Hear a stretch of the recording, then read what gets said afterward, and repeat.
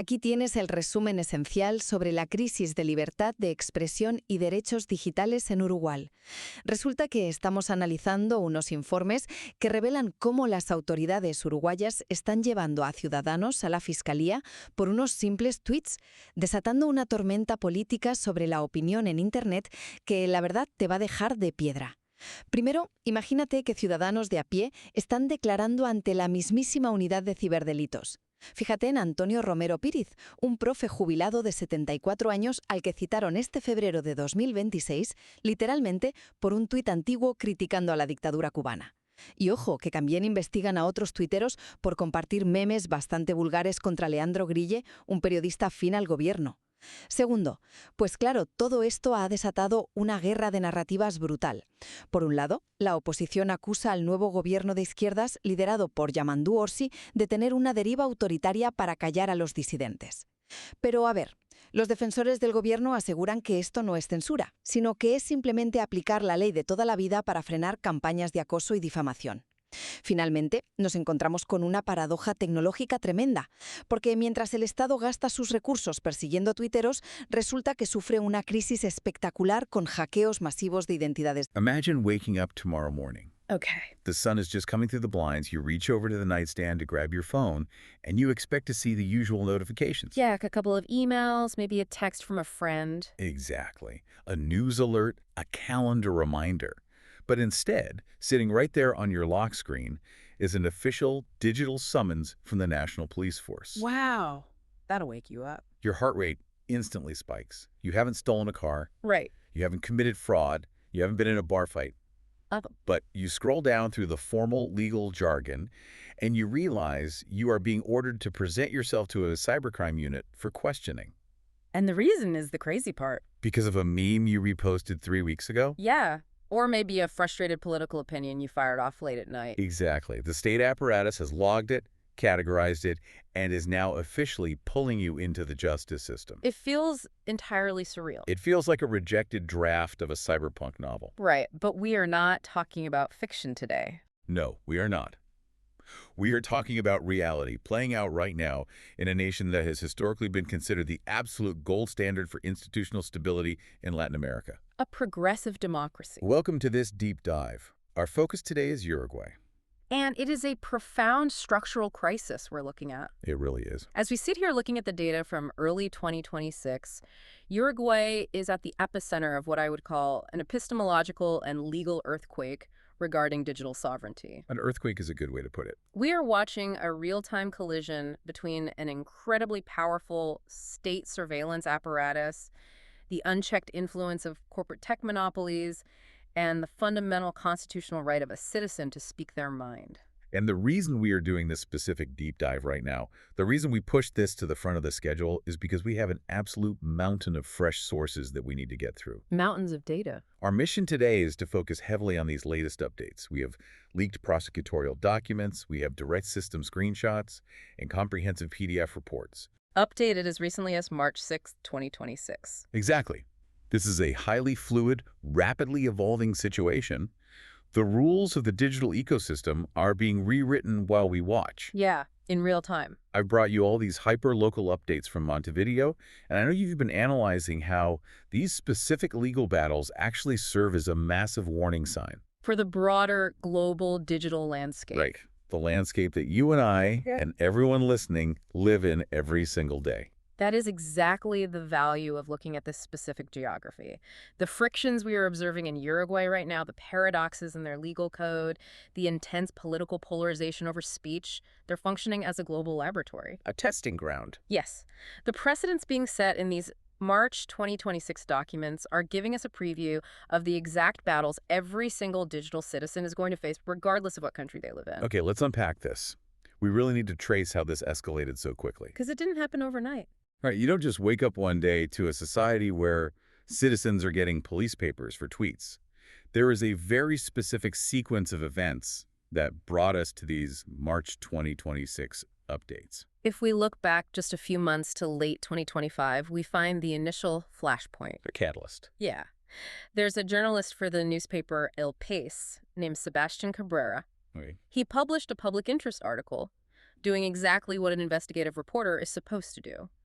But shortly after publication, he was summoned to a police station. A police station. And not just once, but twice, over a defamation complaint related to his reporting. The distinction of who is doing the summoning is the crucial detail there, right? Absolutely. In a functional democratic framework, a journalist might occasionally have to answer a civil complaint. Sure, or face a judge in a formal courtroom setting. But when an active police department summons a journalist to an interrogation room to give a quote-unquote voluntary statement regarding their published work, it introduces an immediate, undeniable layer of physical state intimidation. Exactly. And the reaction from civil society was instantaneous. I imagine. You had organizations like APU, the Press Association, and KINFO essentially throwing up red flares. They saw the writing on the wall. They correctly identified that allowing local police to independently haul in reporters over defamation claims would instantly freeze investigative journalism across the country. And what's interesting is that the institutional pushback actually worked.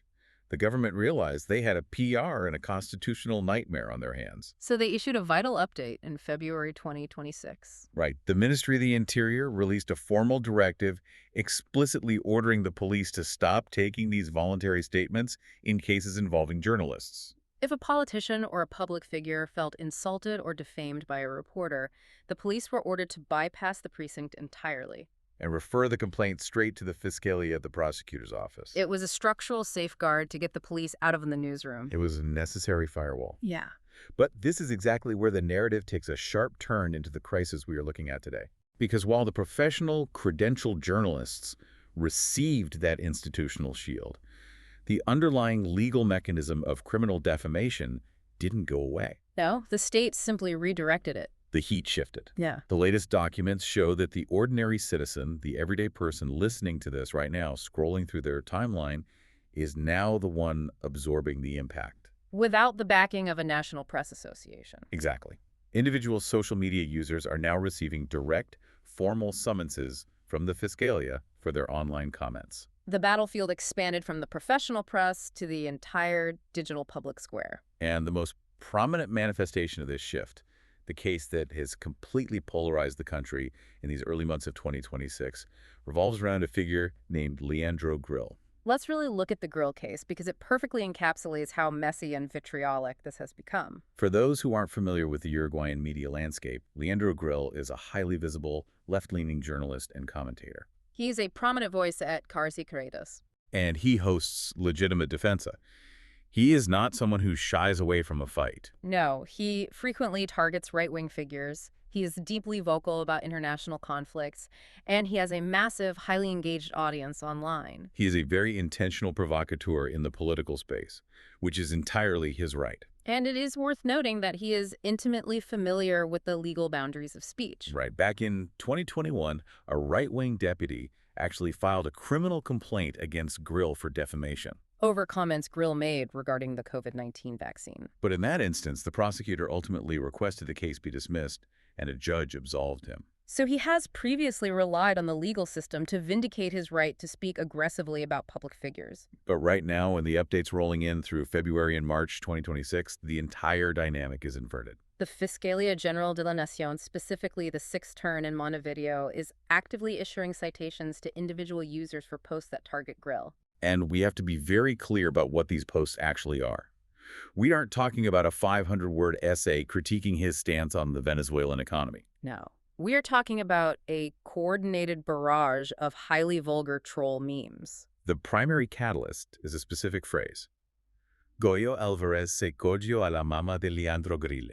For context, Gregorio Goyo Alvarez was a brutal military dictator in Uruguay. So this is not a generic internet insult. It is a highly calculated, deeply personal, deeply historical weaponization of trauma. Aimed directly at a public figure's mother, using the name of a dictator. And it didn't just stay as a single stray comment, it became a banner. The sources show that users were adopting this phrase as their actual display names. They were generating image macros and systematically flooding his mentions. It was a digital swarm. And the state decided to intervene.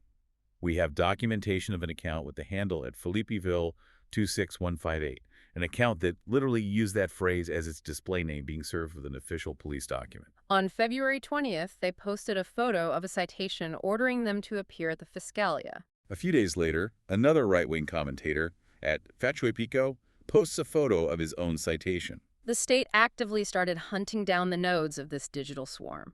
Which brings us to a deeply fractured national debate. If you look at the societal reaction to these citations, the country has split into two completely irreconcilable camps. And it is incredibly important that we look at the arguments of both sides here with absolute neutrality for everyone listening, because both perspectives strike at the core of what a digital society is supposed to be. Let's start with the defenders of these legal actions.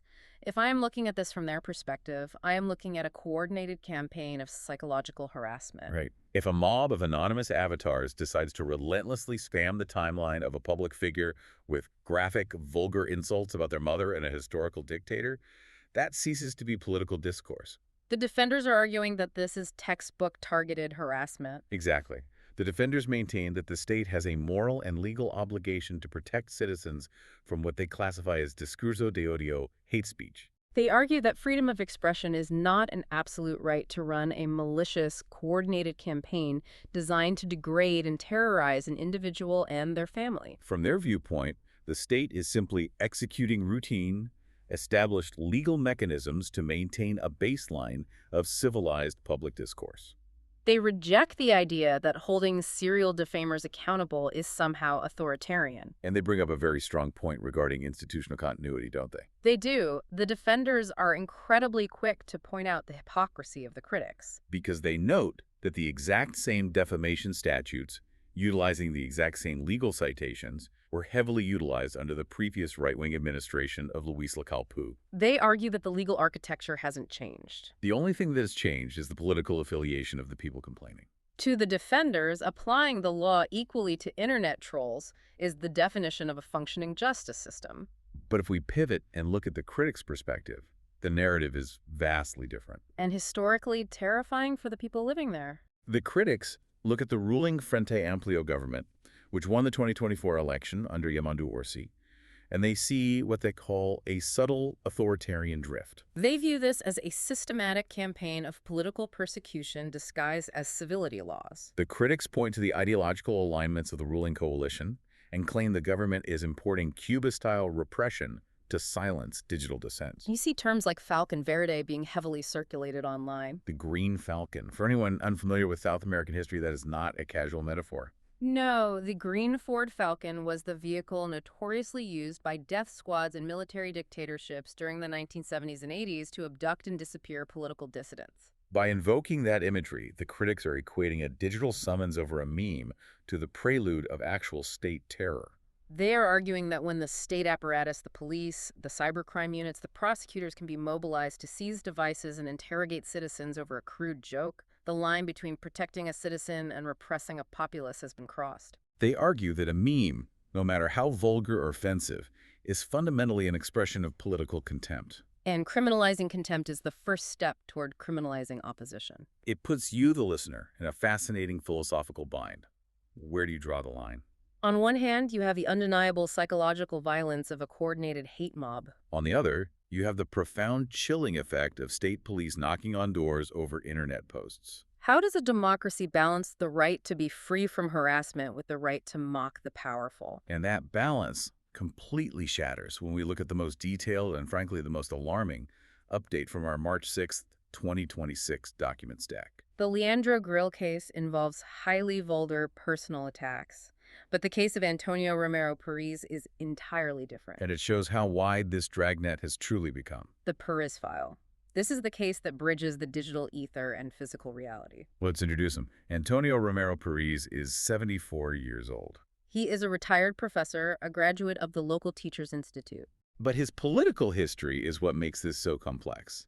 He is not a young internet troll. No, he is a man who was literally a co-founder of the base committees for the Frente Amplio back in 1971. He was a political prisoner.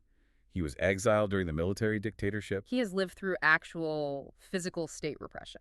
He is a man whose entire identity is forged in opposition to dictatorship.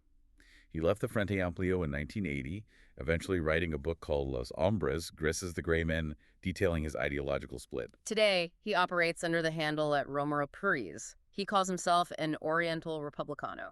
And his activism isn't just digital. He spends his time physically walking neighborhoods, handing out printed flyers, engaging in classic analog political campaigning. And this 74-year-old retired professor, a man with a deep history of anti-dictatorship activism, gets pulled into the cybercrime unit. And it wasn't for a targeted harassment campaign. It wasn't for a vulgar meme about someone's family. It was over a single tweet. A single, isolated post published sometime in 2025.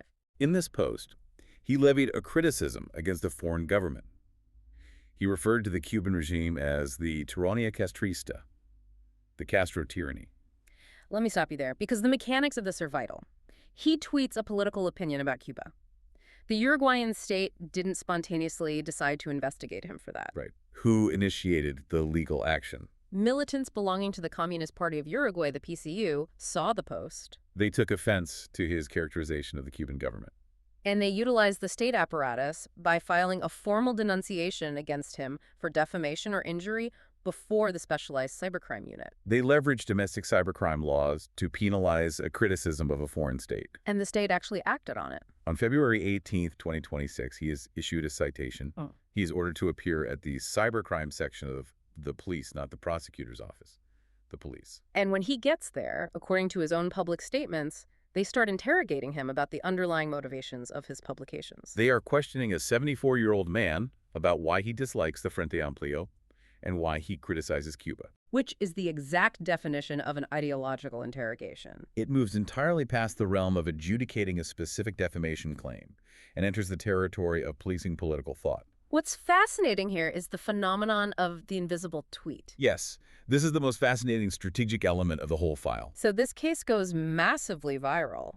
An account called @Directdiario UI picks it up on February 23rd, plastering the word gravissimo across their network. Opposition deputies like Gerardo Sotelo start offering public solidarity. Cariz gains over 850 followers in a matter of days. He becomes the ultimate, undeniable symbol of the free speech debate. The entire country is arguing about his case. But nobody can actually read the tweet. He's nowhere to be found. Neither Cariz nor the major accounts amplifying his plight, nor the politicians defending him, have ever reproduced, cited, or provided a screenshot of the actual 2025 post that triggered the summons. We only know the thematic essence, a critique of the Cuban dictatorship. If I am fighting a public battle for my right to free expression, and I have the entire country's attention, my first instinct would be to pin that tweet to the top of my profile and say, look at what they are prosecuting me for. Right. Why is the central piece of evidence completely hidden from the public square? Because of the deeply precarious legal reality he is currently trapped in. We have to look at the timeline. As of these March 6th updates, his case is fully open and active before the Fiscalia. He hasn't been cleared. If he were to take that allegedly defamatory statement and consciously republish it to an audience that has just grown by 850 people, he would be actively generating fresh, time-stamped evidence against himself while under active investigation. it's a legal trap. Precisely. The state hasn't convicted him, but the mere existence of the open file dictates his behavior. If he speaks, he aggravates the offense. If he republishes it, he invites the PCU militants to file an entirely new set of aggravated charges. Silence on the specific text is his only viable legal defense strategy, even as he becomes a martyr for free speech. But his digital silence couldn't protect his physical home. And this is where the March 2026 updates get incredibly dark. The digital virality of his case bled out into the physical world. Just one day before our primary source cutoff on March 5th, 2026, Cariz is forced to go to the police again. But this time, he isn't the suspect. He's the victim. Once the outrage over his cybercrime summons peaked in late February, he began facing direct physical harassment at his residence in Montevideo. Unknown individuals targeted his house. They pelted his window shutters with eggs. They systematically littered his garden and his front door with torn, crumpled flyers featuring pro-Cuba and anti-fascist messaging. It's an intimidation tactic. It is a group of people physically showing a 74-year-old man, we know exactly where you sleep. And he even reported a separate incident where he was walking near a local Frente Amplio committee building close to his house. And someone aggressively pointed him out in public, yelling, "This is the fascist who puts up the little posters." The internet mob manifested on his front lawn. It perfectly illustrates the dangerous feedback loop of this specific crisis.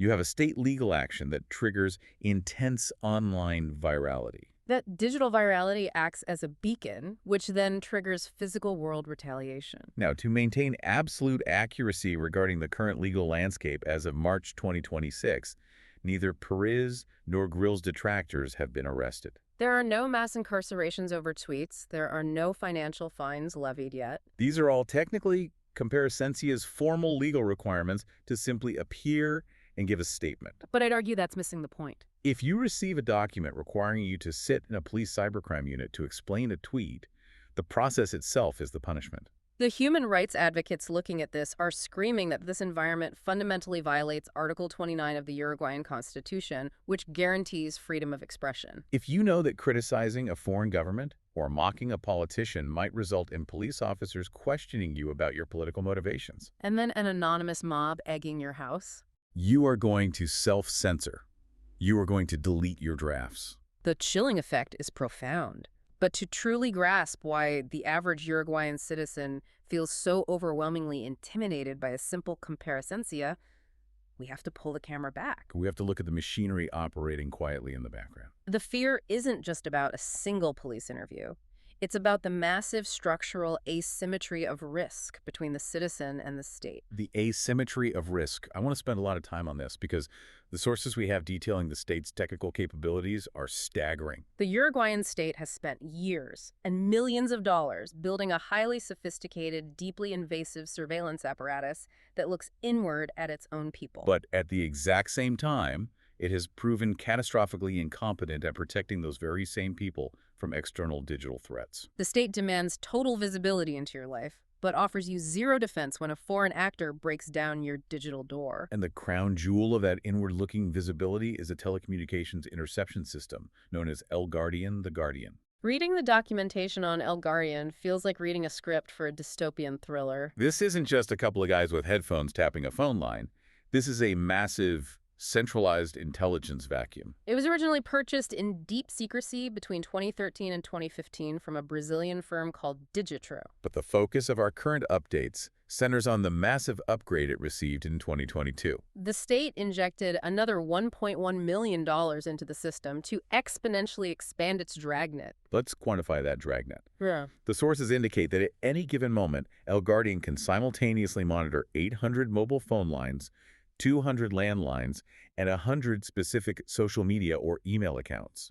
And we aren't just talking about listening to unencrypted cellular calls, are we? No, that is the true paradigm shift in their surveillance capability. Telecommunications experts who have analyzed the architecture indicate that the software has the capability to intercept interactions on end-to-end encrypted platforms. We are talking about WhatsApp, we are talking about Telegram. The state theoretically possesses the capability to reach into the most private, secure digital conversations a citizen can have. And the state guarantees that it will always have something to look at, because in 2021 they passed a decree forcing every telecom operator in the country to retain all communication metadata for a mandatory minimum of 2 years. Just in case a judge decides they want to retroactively map out your entire digital life. Now, the state will aggressively defend this by pointing to the judicial protocols. They utilize a web-based architecture known as SAIL, the System of Administration of Legal Interceptions. The official narrative is that a police officer cannot simply log into El Guardian and read your WhatsApp messages because they are curious. Every single interception theoretically requires a cryptographic electronic signature from a sitting judge. But the reality of how that system operates under pressure tells a completely different story. The sources show that due to rising concerns over organized crime, the state adopted a security-first mentality, and the usage of El Guardian absolutely exploded. In 2019, they executed roughly 4,800 interceptions. By 2022, that number skyrocketed to 12,439. Let's do the math on that. In a country of roughly 3.4 million people, over 12,000 active state wiretaps is a staggering per capita surveillance rate. Legal observers have pointed out that a volume that high creates an environment of administrative rubber stamping. Judges are overwhelmed by the sheer number of requests. The supposed judicial firewall becomes a mere formality, creating an environment of automatic approval. And even if you believe the judges are diligently reviewing all 12,000 requests, The entire illusion of security completely collapsed in April 2024. This is the password sharing scandal, and it is honestly hard to believe it actually happened. It represents a catastrophic failure of basic operational security at the highest levels of the state. A prosecutor named Silvia Portero detected massive, highly irregular access logs within El Guardian. She launched an investigation and discovered that highly placed police officers, specifically within the Information and Intelligence Directorate, were completely bypassing the strict SAIL protocols.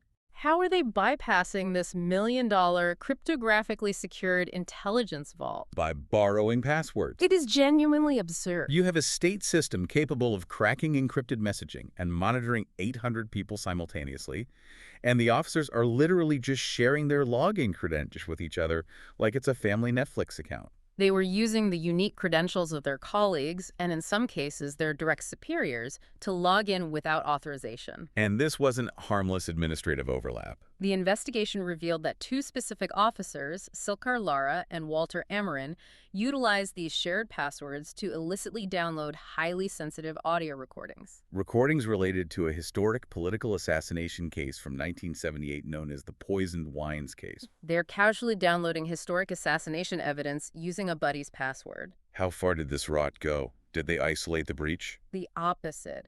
When the ex-director of intelligence, Mariana Mora, was brought in for questioning shortly after resigning, she delivered a truly chilling admission. She stated, on the record, that she could not guarantee that the practice of sharing passwords wasn't a widespread systemic practice across her entire department. That one sentence invalidates the integrity of the entire national surveillance apparatus. If the Director of Intelligence cannot tell you who is logging into the system, then the system is fundamentally compromised.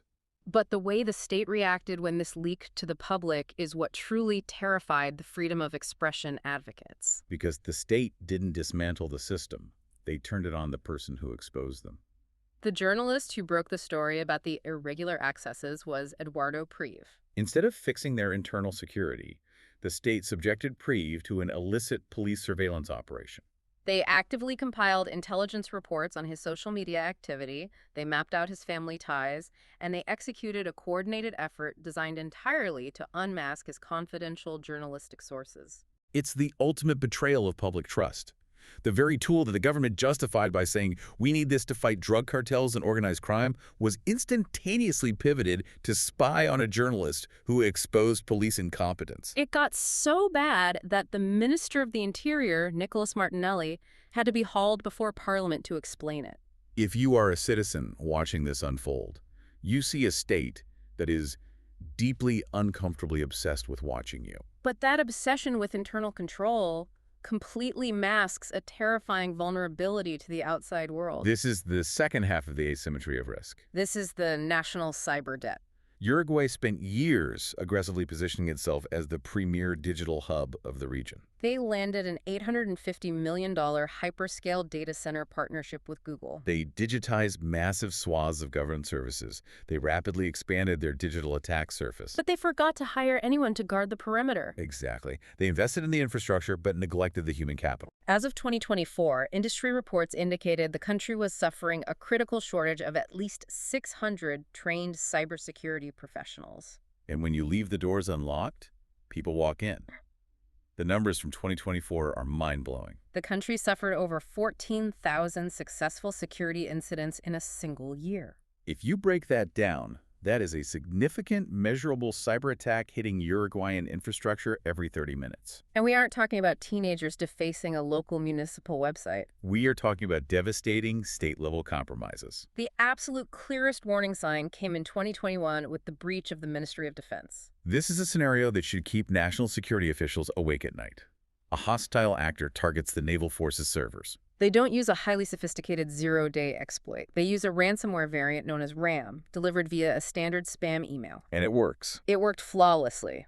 The hackers managed to encrypt the servers, but more importantly, they exfiltrated the data. A Mexican cybersecurity expert named Hiram Alejandro eventually discovered the fallout. The hackers took 13.6 gigabytes of highly sensitive, classified Uruguayan military information and dumped it on the dark web, specifically on the Seduno Kibi or Revil extortion blog. And they slapped a $500,000 price tag on it. They were actively selling logistics data, the personal identification documents of naval personnel, and literal folders marked confidential, accompanied by extortion messages written in Russian. You have foreign threat actors auctioning off your military personnel files. How does the government respond? With a deeply entrenched culture of official denial. Instead of acknowledging the catastrophic breach, government officials repeatedly downplayed it. They went to the press and claimed the stolen information wasn't really sensitive and didn't represent a true risk to the state. Which is an absurd position to take when a Russian ransomware gang is holding your naval IDs hostage. But that systemic refusal to admit vulnerability set the stage for something infinitely worse. Because stealing military logistics is a problem, but stealing the mathematical foundation of trust is a societal catastrophe. Let's talk about the PKI disaster. For the listener who might not be a cryptography expert, what exactly is a PKI, and why is it so vital to Uruguay? PKI stands for Public Key Infrastructure. In the context of Uruguay, a PKI certificate is the absolute bedrock of modern civic life. Their legal framework dictates that a digital signature executed using a government-issued PKI certificate carries the exact same binding legal authority as a physical signature written with wet ink on paper. It is your digital DNA. It is how you sign a legally binding contract, how you authorize a massive financial transfer, how the government enacts laws. It is the core mechanism of trust. And an advanced threat actor, operating under the alias Origugu 1337, successfully infiltrated the state's most secure digital infrastructure. And stole the cryptographic passwords for 30,000 national ID certificates. 30,000 individual digital master keys. By compromising those certificates, Origugu 1337 didn't just steal data. They gained the legal ability to literally impersonate tens of thousands of citizens. With those keys, a hacker could theoretically sign a contract in your name, empty a corporate bank account, or execute legal documents, and the state's own systems would verify the fraud as completely legitimate. It compromised the integrity of the state's digital trust framework on a scale that cybersecurity analysts called almost beyond imagination. So let's synthesize this reality for the citizen. The state will utilize a $1 million surveillance system to hunt down a journalist, and they will drag a 74-year-old man into a police station over a tweet. But they will simultaneously allow a foreign hacker to steal 30,000 digital identities because they are 600 security experts short of a functional defense. It brings up a massive, glaring question. How does a justice system attempt to govern cybercrime when it fundamentally does not understand the technology it is trying to regulate? That is the core tragedy of this deep dive. The state's inability to secure its perimeters is deeply compounded by a justice system that exhibits severe, almost aggressive technical illiteracy. Up until they finally enacted a modernized cybercrime law in September 2024, the Uruguayan Penal Code was effectively operating on legal theories from the 1930s. It fundamentally failed to recognize the non-corporeal nature of digital data. And the human cost of that legal deficit is that the state began criminalizing the exact people who were trying to save it. Let's look at the ethical hackers. These are the people who walk around the digital neighborhood, find the open back doors, and try to warn the building manager before the cartels show up. The definitive case study here is Alberto Daniel Hill. The sources refer to it as Operation Bitcoins. Tell us what Hill discovered. Alberto Hill is a highly skilled Uruguayan cybersecurity expert. During his independent research, he discovered a critical, gaping vulnerability in the systems of a major national medical provider. Specifically, he found a massive database containing sensitive patient information that was completely unauthenticated and left entirely exposed to the public internet. Anyone with a web browser could have accessed it. So he does what the industry textbook tells you to do. He initiates a responsible disclosure protocol. He contacts CERTUI, the National Computer Emergency Response Team, and says, hey, you have a massive leak of medical data here. You need to close this port immediately. But he ran headfirst into the bureaucratic reality of the state. CERTUI lacked the legal framework or the authority to grant him immunity for discovering the breach. So instead of acknowledging his help and patching the vulnerability, the justice system turned the machinery against him. Because the antiquated penal code did not have specific statutes for unauthorized access or ethical hacking, the prosecutors panicked. They forcefully shoehorned his actions into an entirely ill-fitting criminal charge of attempted extortion. Extortion. Did he demand a ransom? Did he encrypt the files? No. That is where the technical illiteracy becomes terrifying. The prosecution possessed absolutely zero evidence of malicious malware. There wasn't even a Bitcoin payment address listed in the materials they alleged were extortionate. But during the legal proceedings, the trial exposed a profound, almost comical gap in technical understanding. This is the part of the source material that genuinely made me stop reading. I had to read it twice.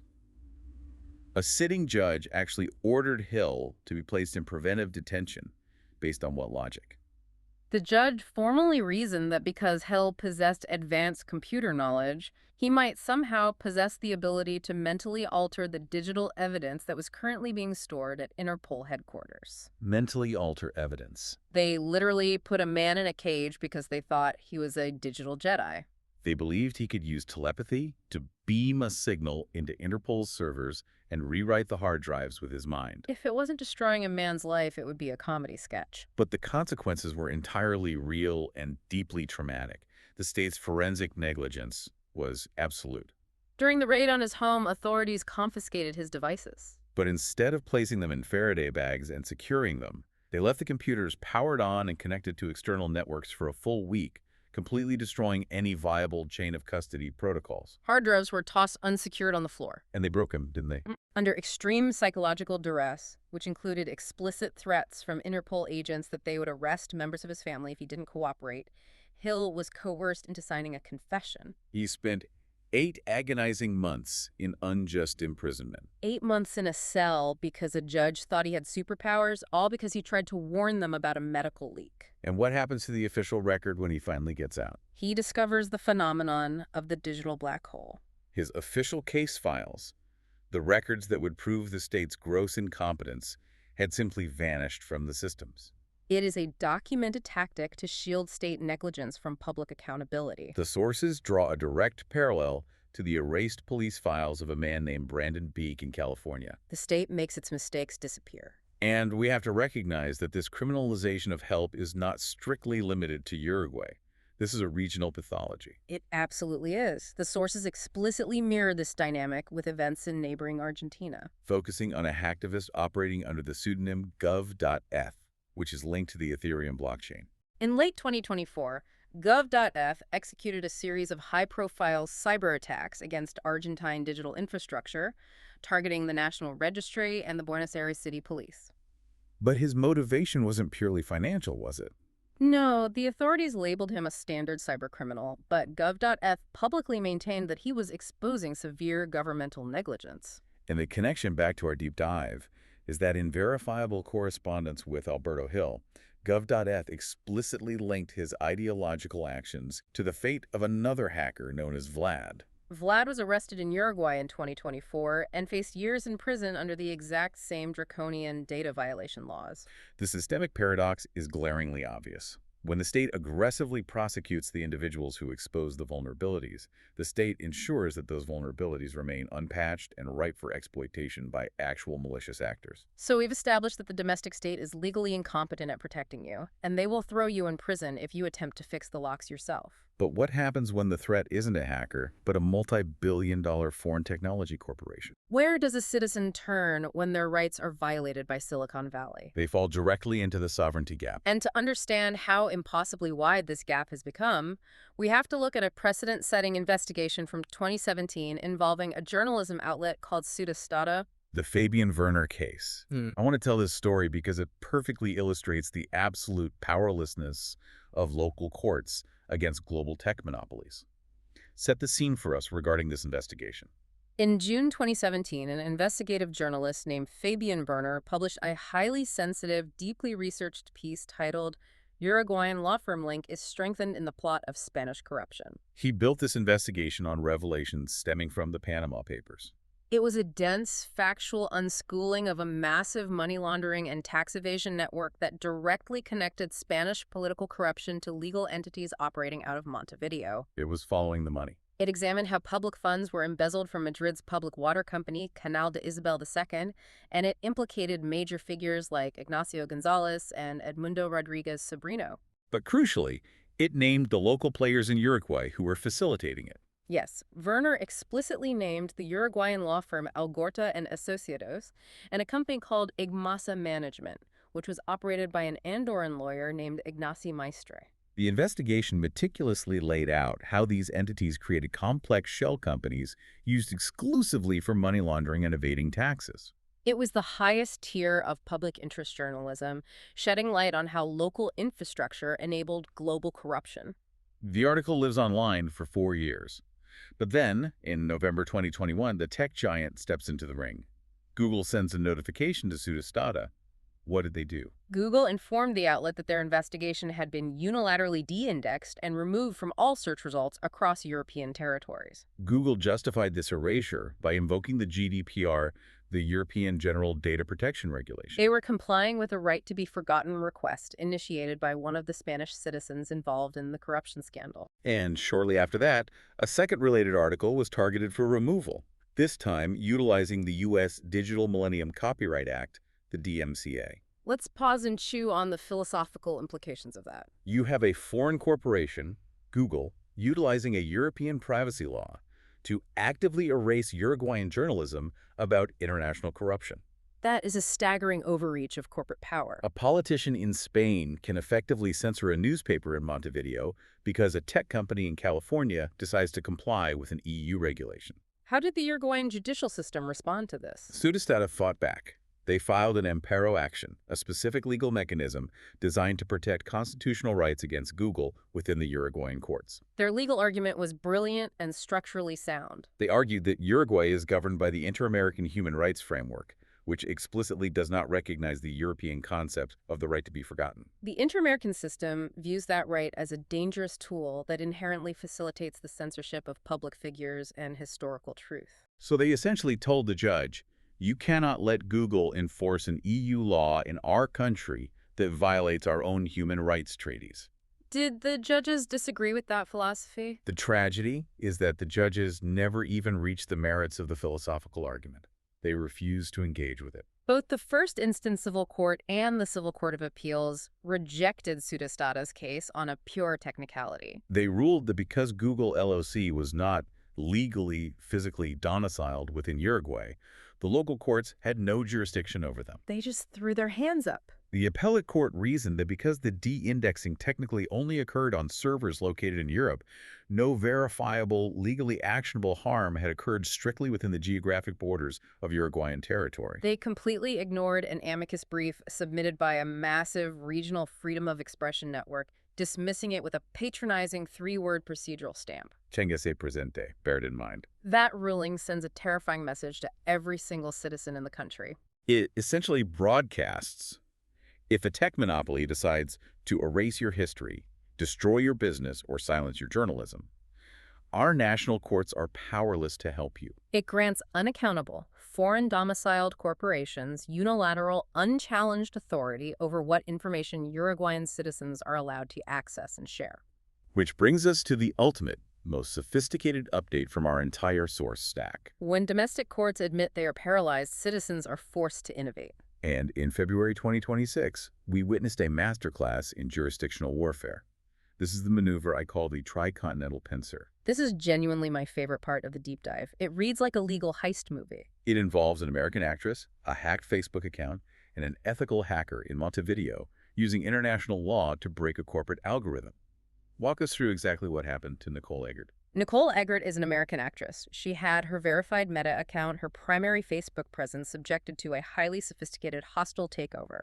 A threat actor operating under the email alias Gulpersacker at hotmail.com managed to bypass her multi-factor authentication, likely through a targeted SIM swap. They seized total control of the account and immediately began committing active financial wire fraud and identity theft. But the financial fraud wasn't even the worst part. No. The attacker initiated a scorched earth protocol. They triggered a deletion process threatening to irreversibly destroy a decade's worth of her most sensitive personal history. Specifically, they were targeting her cancer diaries, a deeply personal daily documentation of her stage 2 carcinoma treatments, her mastectomy, and recovery. It was irreplaceable medical and emotional evidence. So she does what any normal person would do. She reaches out to Meta support to stop the deletion. Hey, I'm verified I'm being hacked. Please freeze the account. And she authorized the Uruguayan cybersecurity specialist we just discussed, Alberto Daniel Hill, to intervene on her behalf. Meta's own internal telemetry could verify a 7-year history of direct, authenticated interaction between Eggert and Hill. They provided irrefutable proof of life and legal authorization. But Meta Platforms Ireland Ltd., the entity responsible for processing this, completely refused to intervene manually. Because they rely on automated legal endpoints. Their systems continually auto-rejected Hill's urgent preservation notices, kicking back automated error 550 server blocks. Meta's algorithms were rigidly following a protocol that was effectively facilitating the permanent destruction of a woman's medical legacy. So picture this. You have an American actress and her Uruguayan security specialist screaming at a server farm in Ireland to stop a hacker from deleting her cancer diaries, and a robot just keeps replying error 550. The domestic courts can't help, the company won't help. How did they break out of this automated hell? Alberto Hill recognized the systemic flaw. He knew that Meta views standard consumer complaints originating from Latin America as low-risk administrative anomalies that can be ignored by automated systems. So, operating from his desk in Montevideo, he deployed a massive jurisdictional workaround. He invoked his dual Uruguayan-Italian citizenship. So this is the chess move.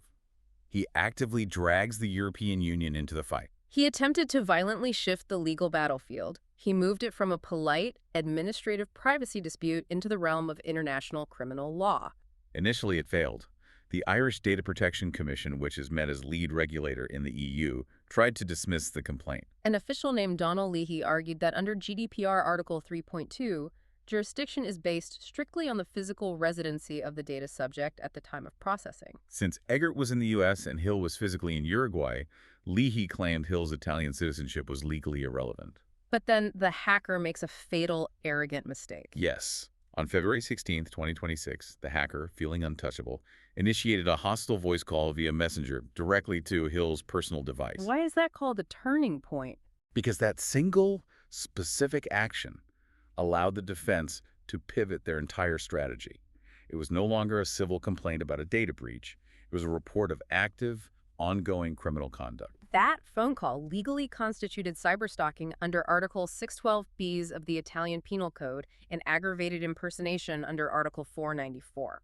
And because the call was directed at Hill, those crimes were committed against an Italian citizen. So by initiating that call across Meta's infrastructure, the hacker committed a felony against an EU citizen on European regulated servers. Exactly. Hill immediately filed an urgent criminal complaint with the Polizia Postale, the Italian State Police cybercrime unit. Simultaneously, he invoked the urgent injunctive relief powers of the Italian Garante, which is their highly aggressive data protection authority. And he legally cornered the Irish DPC. He shifted his GDPR argument from Article 3.2 to Article 3.1, successfully arguing that Meta Ireland, because it is an establishment within the Union, is absolutely bound by EU law for all its processing activities, regardless of where the victim is physically sitting. He trapped them in a regulatory web of their own making.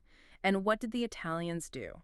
On February 18, 2026, the Italian Garante formally asserted jurisdiction. They issued protocol number 002458.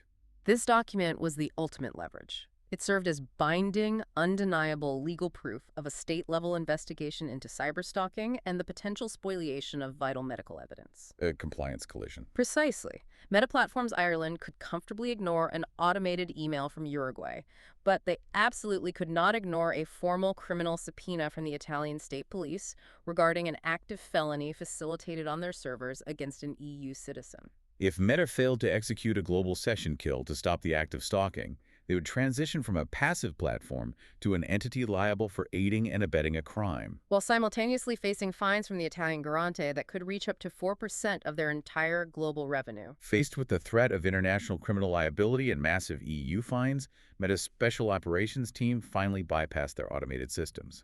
They manually intervened and executed a silent fix to secure the account and save Eggert's medical legacy. It is a stunning, brilliant tactical victory. It is. But as we celebrate the ingenuity of that maneuver, we have to recognize what a profound indictment it is of the global system.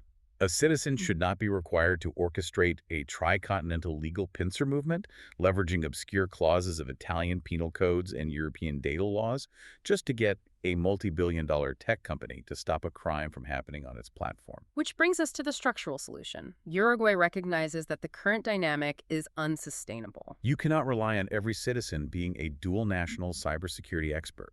How is the state attempting to structurally respond to this crisis? By trying to pass a landmark, comprehensive regulatory framework, the bases para una regulación democrática de las grandes plataformas digitales en Uruguay. Officially presented to Parliament in October 2025.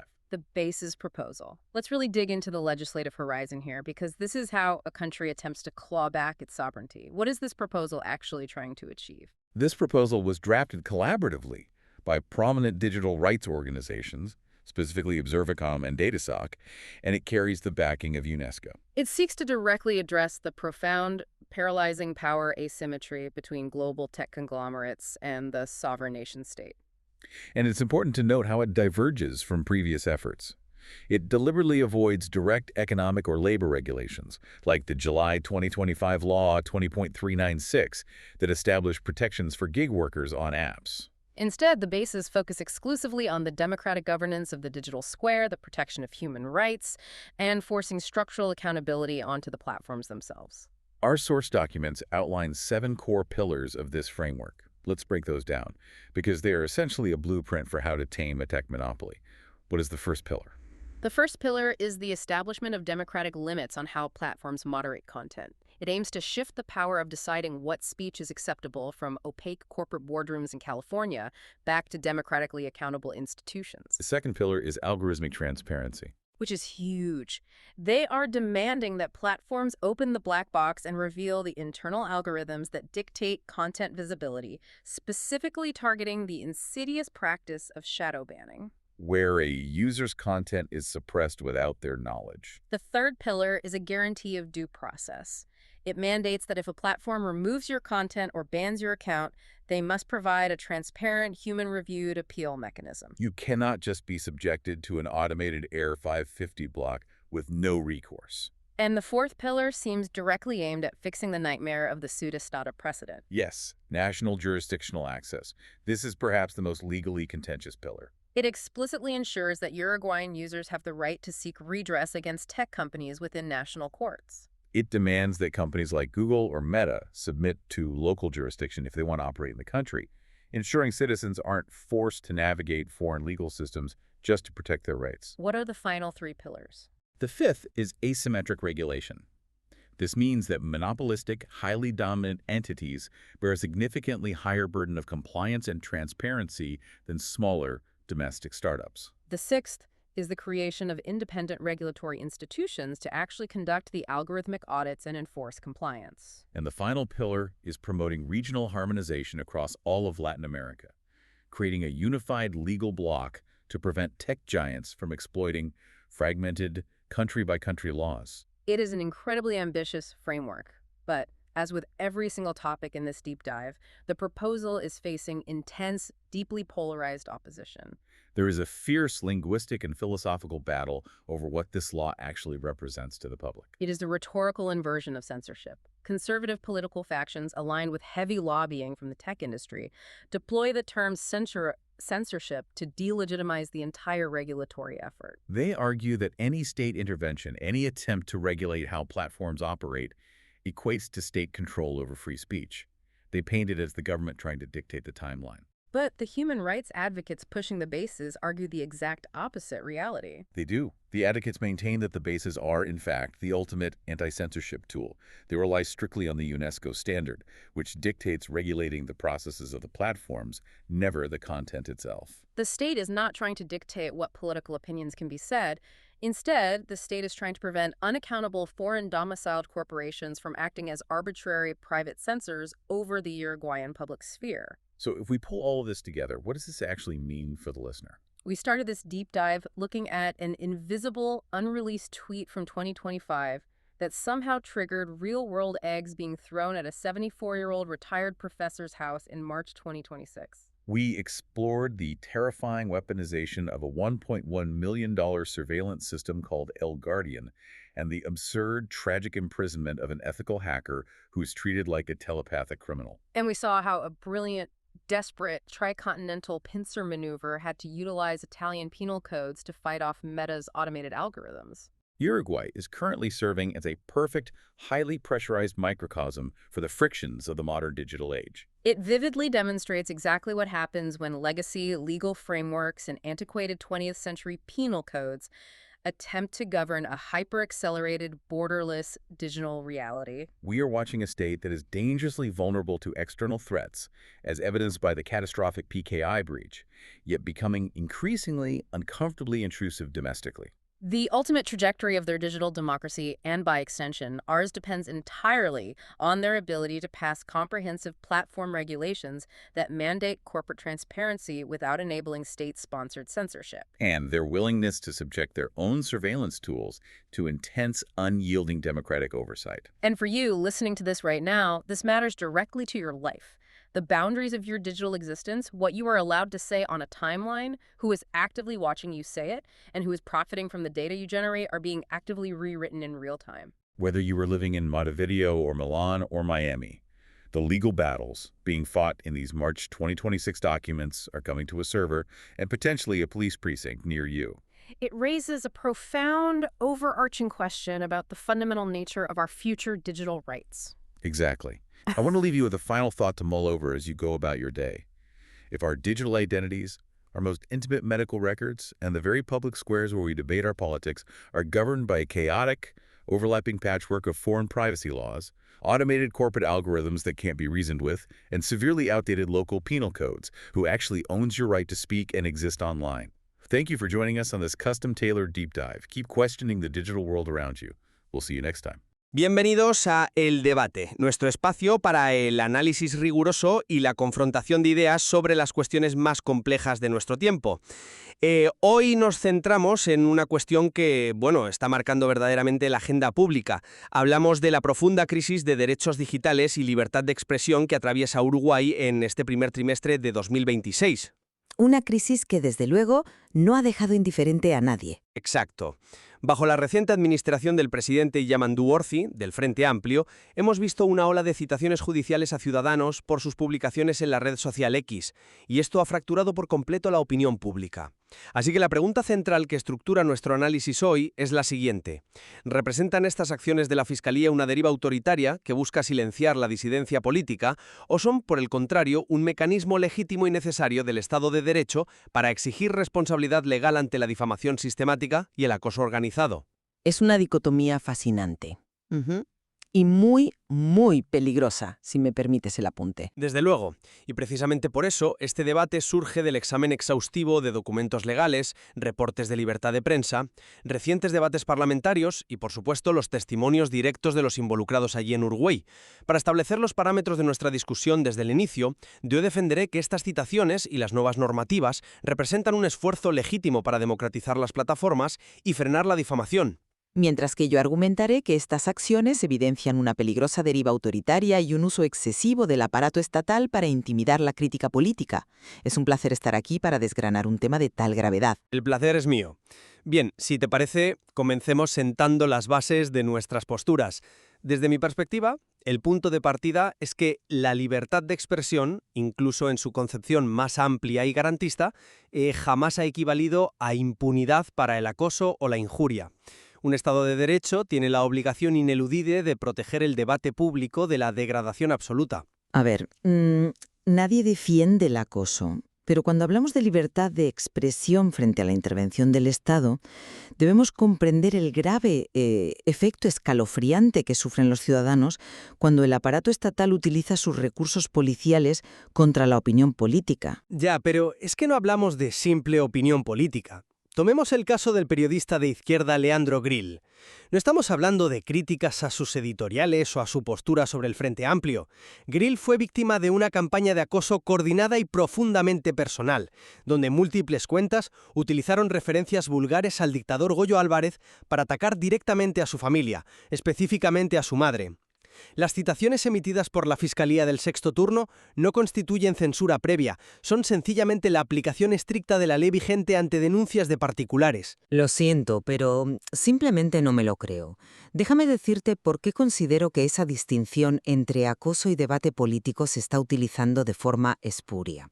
Tú mencionas a las cuentas anónimas que atacaron a Grillo, y es cierto que el lenguaje empleado es deleznable, pero al amparo de perseguir ese acoso, la red judicial está atrapando a ciudadanos que no tienen absolutamente nada que ver con campañas coordinadas de difamación. ¿A qué ciudadanos te refieres exactamente? porque la Fiscalía actúa en base a denuncias formales, no sale a cazar tuiteros por aburrimiento. Pues fíjate en el caso del profesor Antonio Romero Píriz. Hablamos de un hombre de 74 años, un jubilado del Instituto de Profesores Artigas. ¿Sabes por qué fue citado? No fue por un juzgado civil en un pleito entre particulares, no, sino por la sección de cibercrimen de la policía. Tengo entendido que fue a raíz de una denuncia por sus publicaciones, sí. ¿Sí? ¿Pero qué publicaciones?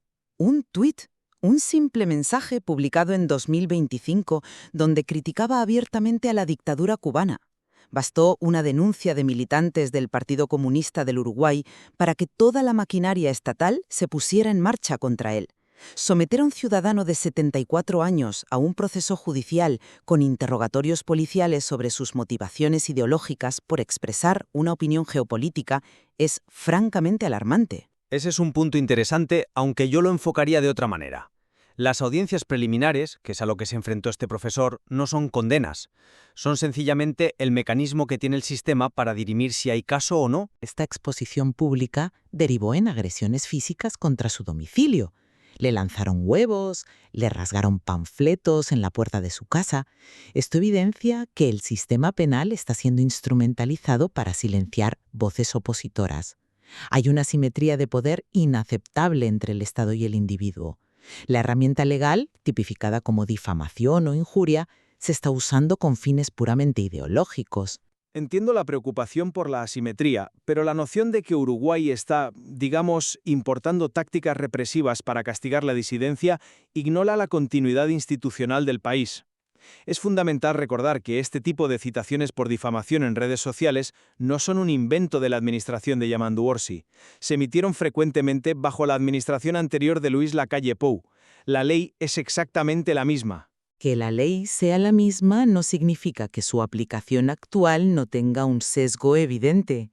Vemos a manifestantes pro democracia cubana siendo citados a declarar el mismo mes en que el Senado uruguayo, impulsado por el Frente Amplio, pasa resoluciones apoyando a La Habana.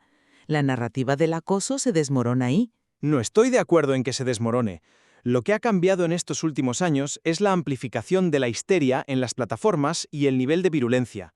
Cuentas anónimas como Felipe Bill 26158 o incluso cuentas con más tracción como Facho y Pico, que se dedican a la crítica política del sindicato PIT-CNT, cruzan reiteradamente la fina línea hacia el discurso de odio y la difamación seriada. Y aquí llegamos al meollo del asunto. ¿Qué hace un ciudadano cuando es difamado en una plataforma que no responde a nadie? Acudir a la justicia, supongo. Pero una cosa es dirimir un conflicto civil y otra movilizar a la división de cibercrimen. Claro, pero las audiencias preliminares terminan siendo el único mecanismo real porque las grandes corporaciones tecnológicas se niegan a moderar el contenido a nivel local. Y esto nos lleva a un punto crucial que me gustaría poner sobre la mesa, la soberanía digital. El Estado debe recuperar la jurisdicción nacional sobre el espacio digital, porque corporaciones como X o Google nos han dejado completamente indefensos. A ver, explícame eso de la soberanía digital, porque suena a excusa perfecta para controlar Internet. No es control, es acceso a la justicia. Recordemos el gravísimo precedente del caso Sudestada. En 2017, el periodista Fabián Werner publicó una investigación vital sobre lavado de dinero. Implicaba a una empresa de aguas de Madrid, el canal de Isabel II y a varios bufetes de abogados en Montevideo. Fue periodismo de investigación del más alto nivel. Sí, recuerdo el caso. Una red de corrupción transnacional muy compleja. Exactamente. Pues bien, 4 años después, Google borró unilateralmente ese periodismo de investigación de sus resultados de búsqueda. ¿Y sabes qué argumento usaron? Invocaron las leyes europeas de protección de datos, el famoso derecho al olvido. Aplicando legislación europea en territorio uruguayo. Efectivamente, y ahí es donde Sudestada tuvo que recurrir a una acción de amparo ante la justicia uruguaya. Para quienes nos escuchan y no estén familiarizados con el término, una acción de amparo es un recurso legal de urgencia destinado a proteger derechos fundamentales de forma rápida, como en este caso, el derecho a la información. Tal cual. Pero, ¿qué ocurrió? La justicia uruguaya se declaró incompetente. Argumentaron que no tenían jurisdicción porque Google no tiene domicilio legal en Uruguay. Es una capitulación absoluta de la jurisdicción nacional. Una corporación de Silicon Valley decidió qué periodismo podían leer los uruguayos basándose en leyes de otro continente, y el Estado uruguayo no pudo hacer absolutamente nada. Por eso, iniciativas actuales como las bases para una regulación democrática, respaldadas por UNESCO y Observacom, buscan precisamente garantizar el acceso jurisdiccional nacional. No queremos censurar, queremos que los ciudadanos no dependan de los caprichos de un algoritmo. Ese es un argumento convincente, pero ¿has considerado la inmensa hipocresía que supone otorgarle ese nivel de control jurisdiccional a un Estado que abusa sistemáticamente de su propio poder de vigilancia? Hipocresía. El Estado tiene el deber de proteger a sus ciudadanos de los abusos corporativos. Sí, argumentas que el Estado debe protegernos de las corporaciones extranjeras, pero ¿quién nos protege del Estado uruguayo? Detengámonos un momento a analizar la infraestructura de vigilancia masiva del Ministerio del Interior, el famoso sistema El Guardián. Es una herramienta de intercepción legal para combatir el crimen organizado, no un sistema de vigilancia masiva al estilo de las agencias de inteligencia de superpotencias. Sobre el papel, claro, pero hablemos de la práctica. Este sistema costó millones de dólares y centraliza la interceptación de telecomunicaciones. Puede monitorear simultáneamente cientos de líneas móviles, correos electrónicos e incluso el tráfico de WhatsApp. La teoría dicta que requiere una autorización judicial muy estricta, pero la realidad es que el volumen de interceptaciones se ha triplicado en pocos años. Se ha generado un entorno de aprobación casi automática por parte de jueces que están absolutamente sobrecargados. Que los jueces estén sobrecargados es un problema sistémico de recursos, no una prueba de espionaje malicioso. Espera, que hay más. En abril de 2024, una investigación liderada por la fiscal Silvia Porteiro destapó un escándalo monumental. Resulta que altos mandos policiales, incluyendo directivos de la Dirección de Inteligencia, compartían contraseñas y accesos al sistema El Guardián de manera generalizada. Aquello fue una brecha de protocolo inaceptable, es cierto. Fue mucho más que una brecha de protocolo. Oficiales de alto rango descargaban audios altamente sensibles de casos históricos, como el caso de los vinos envenenados, de forma totalmente irregular, como si fuera un catálogo a la carta. Y la cereza del pastel, cuando el periodista Eduardo Preve expuso todas estas fallas de seguridad y el descontrol interno, ¿cuál fue la respuesta del aparato estatal? Hubo una investigación interna. Lo sometieron a él a una operación de vigilancia policial ilícita. Investigaron a su familia, rastrearon sus redes para descubrir quiénes eran sus fuentes.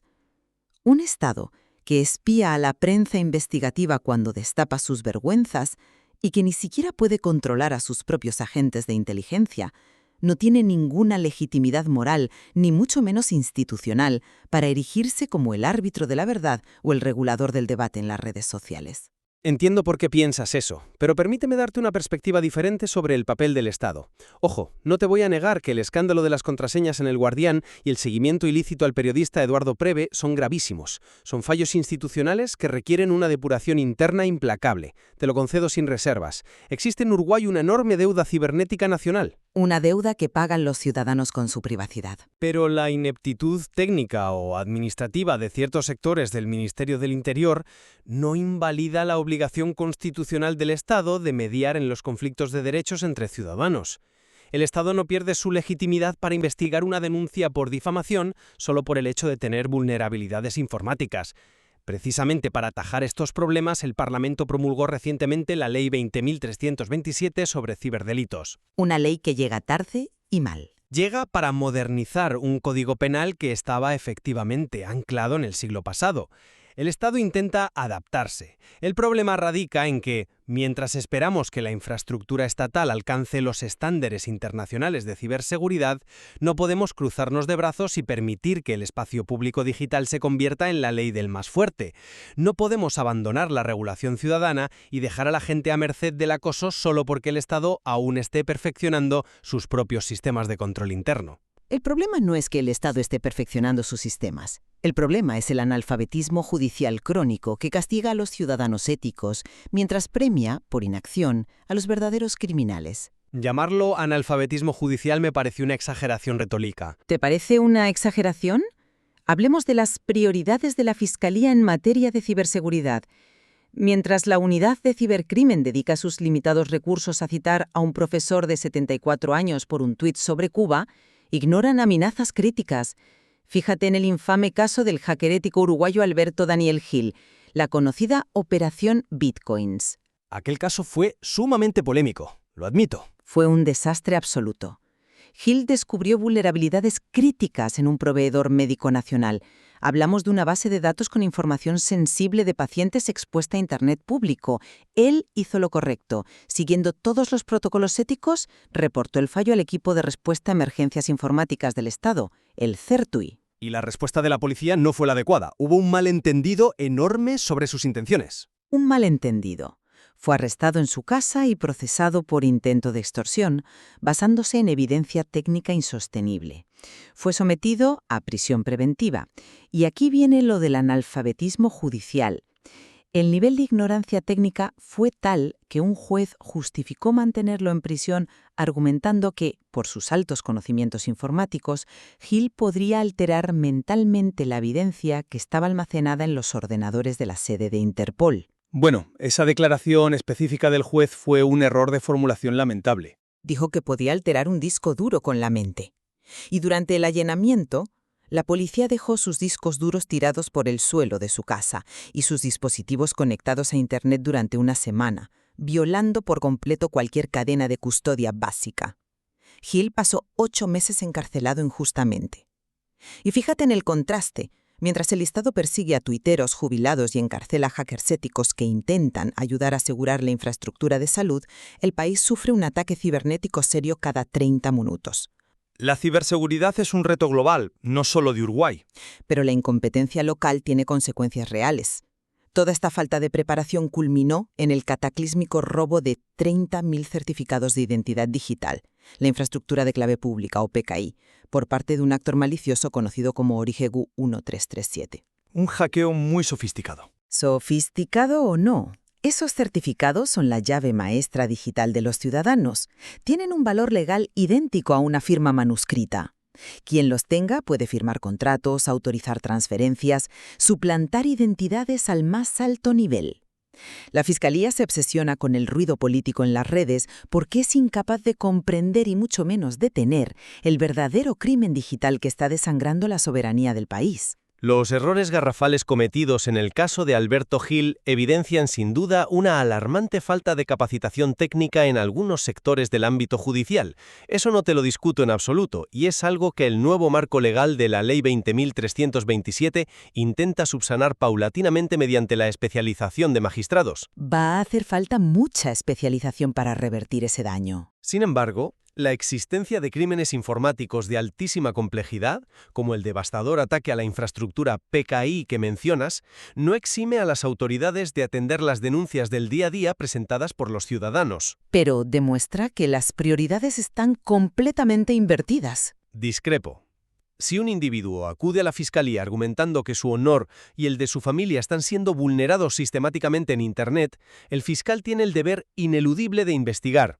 Desestimar estas denuncias ciudadanas bajo el pretexto de que existen delitos mayores, como el robo de certificados digitales, equivaldría a decir que la policía no debe investigar un robo con violencia a una vivienda particular porque existen cárteles de narcotráfico internacional operando en las fronteras del país. No es la misma escala, y lo sabes. En un robo con violencia hay daño físico inmediato. En X hay palabras. Las palabras tienen consecuencias reales en la vida de las personas, su reputación y su salud mental. El Estado debe desarrollar la capacidad de hacer ambas cosas simultáneamente, perseguir a cibercriminales como Origegu 1337 y proteger a los ciudadanos de la difamación. Además, hay algo que se suele malinterpretar sobre iniciativas como las bases para una regulación democrática. Ilumíname. No tratan sobre endurecer el código penal contra los usuarios. Tratan de obligar a las plataformas, a las grandes tecnológicas, a rendir cuentas. Buscan que expliquen cómo sus algoritmos de recomendación fomentan y amplifican deliberadamente este discurso denigrante simplemente para maximizar el tiempo que pasamos frente a la pantalla. Al obligar a las corporaciones a transparentar prácticas como el shadow banning, esta reducción oculta de la visibilidad de ciertos usuarios, y exigirles procesos de apelación ágiles y locales, el Estado no busca silenciar a nadie. Busca equilibrar el poder, Equilibrar el poder dándole más poder al aparato de censura. La verdadera censura en la actualidad no proviene de una citación policial aislada a un usuario de X. Proviene de los algoritmos opacos de empresas tecnológicas que deciden de manera unilateral y sin auditoría qué noticias leemos, qué periodismo sobrevive y qué voces son invisibilizadas en el debate público sin ninguna garantía de debido proceso. Discrepo profundamente con esa equivalencia. La censura corporativa es un problema grave, lo admito. El caso de Sudestada borrado por Google por unas normativas europeas que no aplican aquí es indignante. Es una vulneración flagrante de la soberanía. ¿Lo es? Sin embargo, la censura corporativa, por muy opaca que sea, no tiene el poder de privarte de tu libertad física. Un algoritmo no va a allanar tu domicilio de madrugada, ni te va a someter a un proceso penal que arruine tu vida o te meta 8 meses en prisión preventiva como Alberto Gil.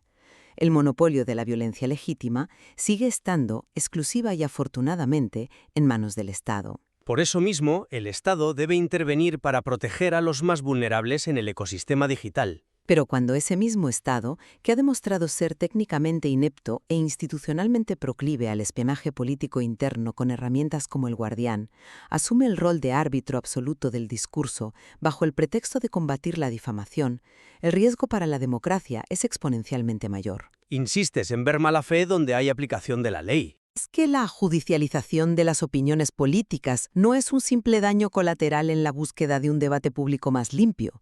Es una táctica sistemática de intimidación. Cuando Romero Piris es obligado a comparecer ante la sección de cibercrimen de la policía por un tuit, el mensaje que se envía al resto de la sociedad es cristalino. La disidencia ideológica frente a los postulados del gobierno conlleva un altísimo costo legal y psicológico. Yo creo que la sociedad entiende la diferencia entre crítica política y difamación. La hipervigilancia estatal y la penalización de la crítica son curas muchísimo más peligrosas que la enfermedad del ruido, el acoso o la polarización en las redes sociales. Estamos creando un ecosistema tóxico donde los ciudadanos éticos viven bajo la amenaza constante de represalias legales, mientras la infraestructura crítica del país permanece dolorosamente expuesta a los verdaderos delincuentes. Creo que, llegados a este punto, hemos delineado con mucha claridad los contornos de este problema. Debemos resumir nuestras posturas a la luz del complejo panorama que hemos trazado a lo largo de esta charla. Desde mi perspectiva, la democracia moderna requiere ineludiblemente límites claros frente a la difamación sistemática y la hegemonía indiscutible de las corporaciones tecnológicas extranjeras. Algo que, en mi opinión, están enfocando de la peor manera posible. Las citaciones emitidas por la Fiscalía responden a un marco legal que busca proteger el honor de los individuos ante ataques coordinados, y al mismo tiempo, Uruguay necesita urgentemente implementar normativas asimétricas para exigir transparencia algorítmica y asegurar el acceso jurisdiccional nacional, evitando así que nuestro derecho a la información sea secuestrado por legislaciones extranjeras como vimos en el caso de Google. Por mi parte, me mantengo firme en que la evidencia apunta a una realidad mucho más sombría. La judicialización del discurso político, evidenciada en citaciones absurdas por meras críticas a gobiernos extranjeros, genera un efecto escalofriante incompatible con una democracia plena. A pesar de nuestras evidentes diferencias, creo que ambos podemos acordar explícitamente en un punto fundamental sobre la estructura legal. A ver si adivino, que nuestro marco legal penal está trágicamente estancado en el pasado. Exactamente.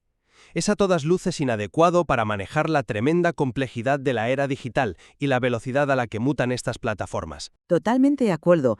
Ese desfase legislativo y sobre todo técnico está generando fallos sistémicos masivos.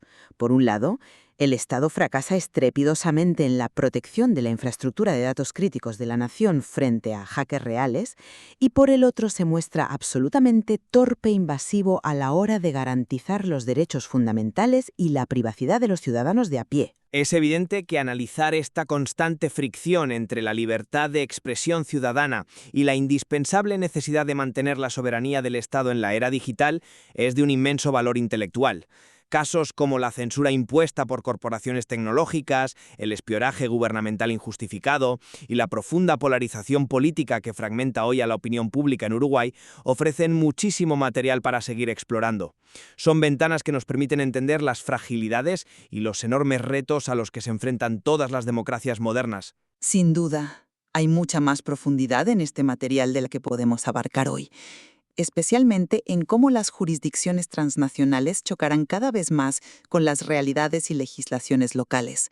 Tenemos debate para rato. Dejamos entonces a nuestros oyentes la tarea de reflexionar sobre los argumentos expuestos hoy. Queda en sus manos sacar sus propias conclusiones sobre dónde se encuentra exactamente ese delicado límite entre la regulación y vigilancia necesaria para sostener el Estado de Derecho y el alarmismo judicial que amenazan nuestras libertades fundamentales. Gracias por acompañarnos en esta edición de El Debate.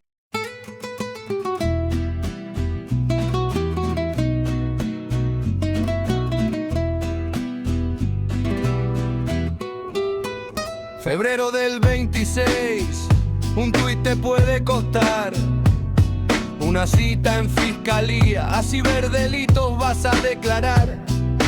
Dicen que es difamación, que hay que frenar el odio hoy. Otros gritan alarmados, hacia una Cuba 2.0 voy. Oh, la soberanía digital en la cuerda floja está. El guardián nos vigila, en la sombra escuchará. En la justicia actuando un giro autoritario letal. Bienvenidos a la crisis de nuestra libertad de cristal. El profesor Romero Piris, por un tuit sobre Fidel, termina denunciado, tiran huevos contra su cartel. Abre Fachol, Pico y Goyo Álvarez, la policía va a buscar. Mientras en las redes todos temen que van a publicar. Dicen que es la misma ley que usó la calle Púa ayer. Hipocresía partidaria, nadie quiere retroceder. Oh, la soberanía digital en la cuerda floja está. El guardián nos vigila, en la sombra escuchará. En la justicia actuando un giro autoritario letal. Bienvenidos a la crisis de nuestra libertad de cristal. Y en medio del caos la deuda cibernética es real. Hacker ético sufriendo como Alberto Gil en el penal. Pero con la pinza tricontinental a la gigante Meta doblegó. Usando su pasaporte italiano todo el sistema hackeó. Google borra su destada sin piedad ni compasión. ¿Quién nos defiende en esta tierra de la corporación? Las bases democráticas llegan por fin al Parlamento. ¿Traerán la luz al algoritmo o serán otro lamento? Dicen que regular el proceso no es imponer censura, pero en el ciberespacio la verdad siempre es oscura.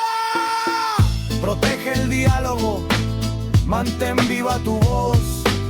Uruguay está parado en una encrucijada feroz. Ni monopolios gigantes, ni el Estado opresor, buscando libertad en un servidor.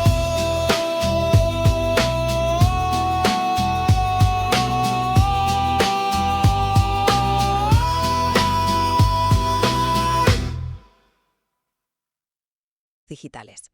Y lo más irónico de todo es que a la vez están debatiendo una ley pionera para impedir que gigantes como Google censuren información en el país. Es de locos. En definitiva, Uruguay está atrapado en un laberinto donde la delgada línea entre frenar el odio y silenciar a la oposición es cada vez más borrosa.